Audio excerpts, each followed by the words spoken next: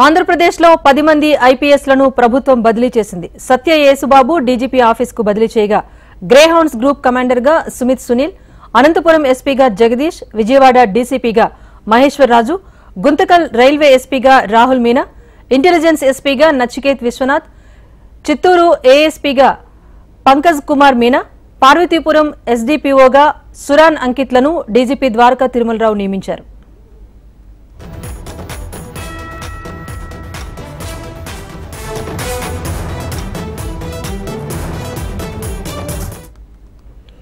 ఆంధ్రప్రదేశ్లో 10 మంది ఐపీఎస్లను ప్రభుత్వం బదిలీ చేసింది.